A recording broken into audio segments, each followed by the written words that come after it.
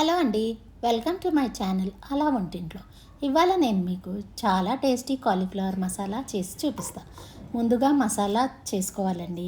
ఒక మిక్సీ జార్లో పచ్చి కొబ్బరి ముక్కలు, పచ్చిమిరపకాయలు, ధనియాలు, నల్ల మిరియాలు, ఇలాచీ, లవంగాలు, పట్ట, కొత్తిమీర, కొంచెం ఉప్పు, అల్లం వెల్లుల్లి పేస్ట్ వేసుకొని గ్రైండ్ చేసుకోవాలి.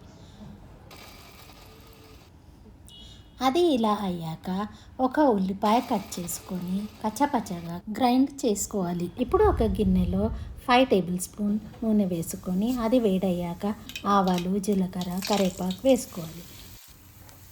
ఇప్పుడు మనం ముందుగా చేసి పెట్టుకున్న మసాలా పేస్ట్ వేసుకోవాలి. ఈ పేస్ట్లో కొంచెం ఆయిల్ వచ్చాక కాలీఫ్లవర్ ముక్కలు వేసుకొని కలుపుకోవాలి. టమాటా ముక్కలు కూడా వేసుకోవాలి. ఇప్పుడు పసుపు, ఉప్పు, కారం వేసి కలుపుకోవాలి. తర్వాత నీళ్లు వేసుకొని మూత పెట్టి ఉడికించుకోవాలి.